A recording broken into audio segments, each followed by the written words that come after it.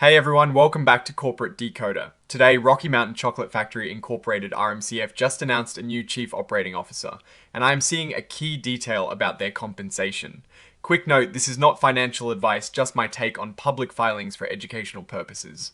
The company is making a leadership change and will break down what the employment agreement actually means for shareholders. So Rocky Mountain Chocolate Factory Incorporated has filed a current report on Form 8K.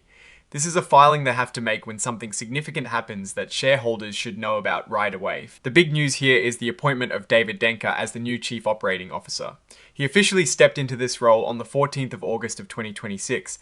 Now, he has actually been with the company since September of 2025, serving as the Vice President of Franchise Development. It looks like he has been taking on more responsibilities, which often leads to these kinds of promotions. Before joining Rocky Mountain Chocolate Factory, Mr. Denker had some solid experience in the franchise world. He was President and Chief Growth Officer at Cookie Plug, where he handled franchise operations, merchandising, and marketing. He also spent time as a Senior Vice President of Operations for Salty Dog and had a long stint with the Vitamin Shop, working in franchise development and international expansion.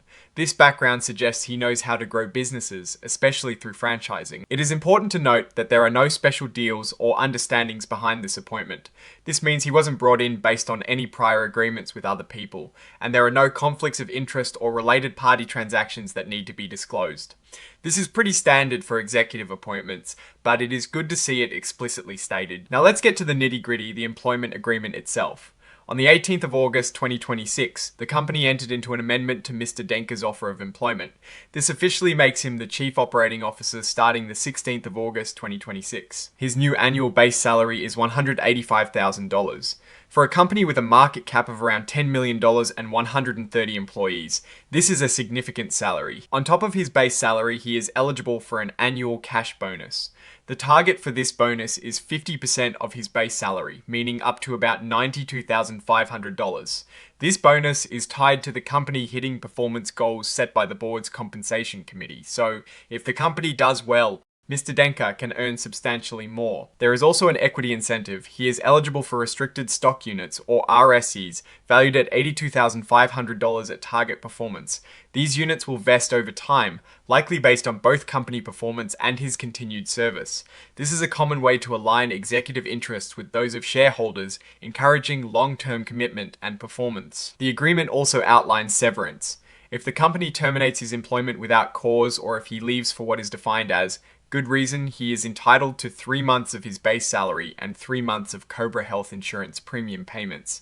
This is a relatively modest severance package, which is not uncommon for executive roles. Beyond the appointment itself, the company also issued a press release on the 24th of August 2026 to announce Mr. Denker's new role. This is standard practice to ensure public awareness of such a significant leadership change. And finally, the filing lists the exhibits, which include the original offer of employment dated the 17th of August 2025 and the amendment from the 18th of August 2026. These documents contain the full details of the employment agreement and its terms. So, what is the story here? Rocky Mountain Chocolate Factory Incorporated is bringing in a seasoned executive to lead operations.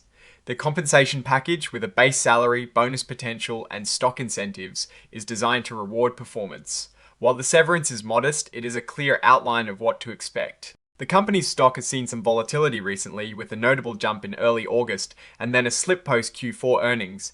This appointment could signal a renewed focus on operational efficiency and growth, which is crucial for a company of this size in the competitive confectionery market. The risk I am watching is whether this operational leadership can translate into tangible financial improvements, given the recent revenue declines mentioned in some news. What I am actually looking for is how this new COO will impact future earnings, and if the stock price can sustain any upward momentum. Oh, and the research tools I actually use are linked in the description. They help keep this channel going. That is my take. Stay decoded. If you found this breakdown helpful, please like, comment, and subscribe, and join our Discord community linked below.